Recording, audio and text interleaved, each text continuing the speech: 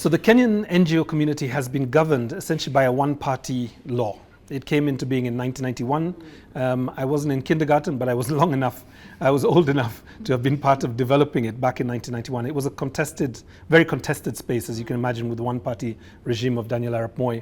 But it was a kind of a compromise between what we wanted and what the state was willing to concede.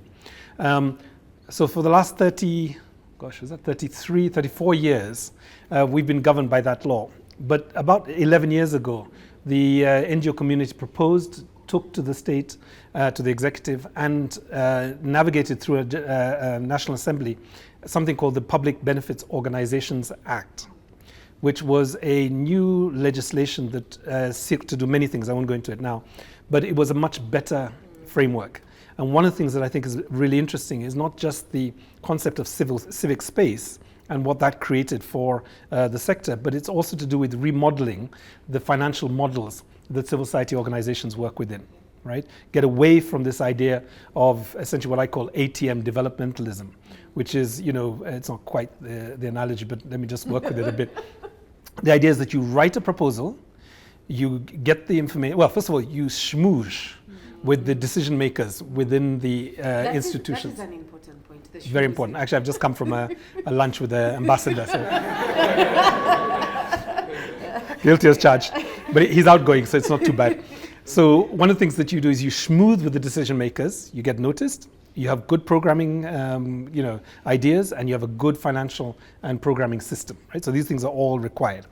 You then have those conversations, you write a proposal, you get lots of money, if you're very lucky, like shitloads of money, right? Yeah. I don't know how if far. You're very lucky. Are children watching this? I can say shit, okay. So large amounts of money if you're lucky. You spend that money right down to the last shilling. And you are penalized if you don't spend to the last shilling. It's the most absurd thing if you think about it as a real people. You spend to the last shilling, and you are penalized if you don't spend every single shilling. And then you go back to them with a new proposal that has different arguments around sustainability and so on. And then you request for more money. And then but don't forget the part of reporting. Oh yeah, and then there's onerous reporting arrangements, but let's skip over that for a moment. And then you do this for 30 years, like I've done. Right? So I've done this for 30 years. None of the organizations that worked in that model have a single asset that has been left standing for the period that I've been involved with them. Neither ActionAid, nor Oxfam, nor Amnesty yet, I'm still with Amnesty, nor any of the other organizations. The best we did was laptops and cars, right?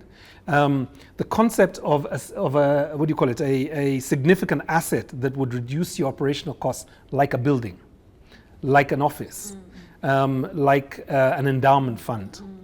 This thinking is completely antithetical, that's the English word I think, antithetical to the concept of the development aid industry, right? It is designed that way, to keep us dependent and continue in this cycle of proposal, report writing, I was going to say begging, okay, let me skip that one because that's not too, it's not too self-respective.